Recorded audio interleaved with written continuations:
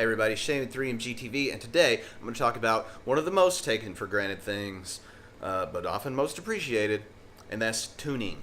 What are we going to learn today?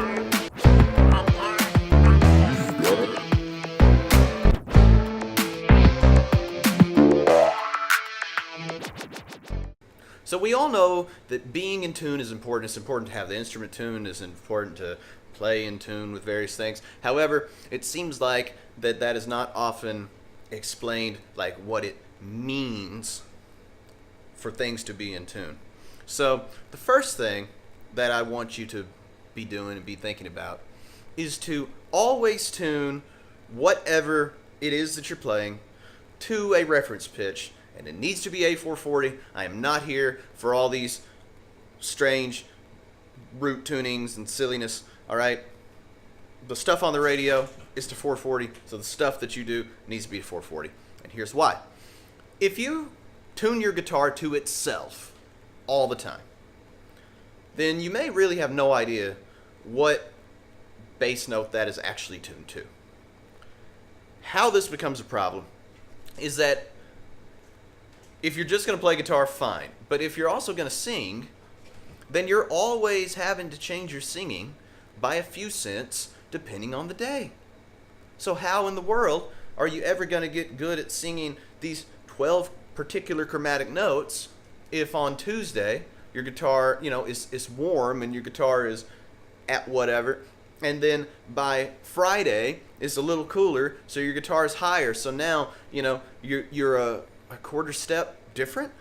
The way the rubber hits the road on this is that people that do that tend to always sound like sort of lazy singers, because there is a cycle that has to happen, a turnaround time of think the note, start to sing the note, hear that the note needs to be adjusted relative to the accompanying instrument, and then adjust. So you get these very bendy singers. They come into my studio all the time, and I always make sure before we ever start anything that they tune their guitar to a tuner, because a lot of times they tune it to itself, and so they have a difficult time singing particular notes.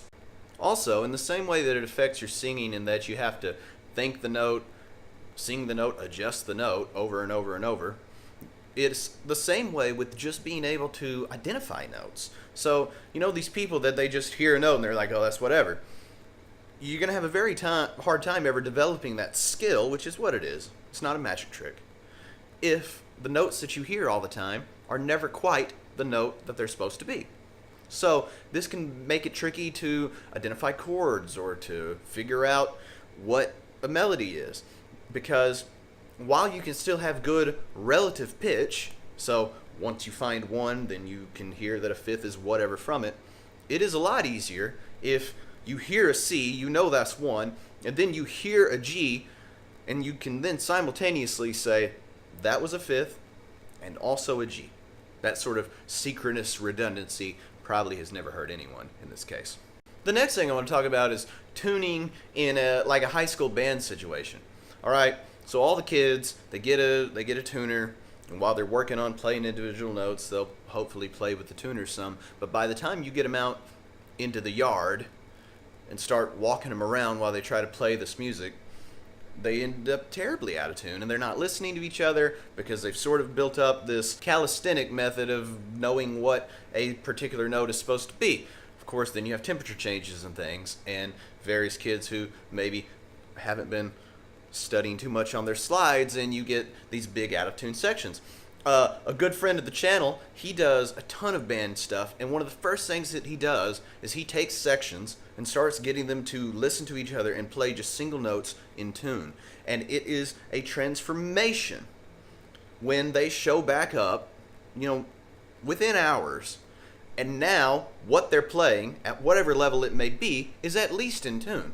Because if you're going to have 6 of something, if you're going to have 6 tubas, or 4 trumpets, or however many trombones, if they're all out of tune, then you just have a big warbling mess. And so, tuning works by unison waves or by canceling waves, and so I guess if you have enough out of tune instruments, then you end up with less than you could have started with, right? That was like a bonus thing Lastly, I want to look at electric guitar players and tuning, because this is something that I used to struggle with when I first started playing guitar out in places with bands. And that is, electric guitar doesn't take a whole lot of hand strength to play. So what happens is you need to play a bit louder because the drums and the bass are too loud and you haven't turned your amp up. So you start to play harder with this hand. That means you need to hold the strings down a bit more with this hand. Because the strings are not very heavy, you squeeze it sharp and therefore out of tune. So now, for the whole rest of the song, the guitar sounds completely out of tune. It may not be out of tune, but you're squeezing it out of tune, and that is a very hard thing to pay attention to keep that light touch despite things like excitement and volume issues and things like that. Drunkenness, those sorts of things. Also, the bending of notes. People, get your tuners out and practice bending notes. Nothing sounds more amateur than a guy that is all about some blues bends and none of them are in tune. It is not soulful. It is not good. It is lazy. Because you can play the same good stuff and it makes some sense if you just take a bit of time to make sure that this note should be bent up to this other note.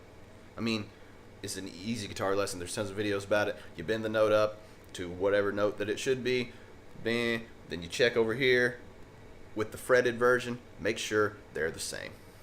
And then eventually you'll have that kind of thing ingrained so that when you get to the show and you're making sure not to squeeze everything sharp, that you then don't bend everything out of tune. Anyway, there's my thoughts and opinions on tuning. If I left anybody out, leave it down in the comments and let me know. Maybe I'll do some more videos talking about it. I could go on and on about this subject. Don't forget to like and subscribe. Suggest more videos for me to make in the future.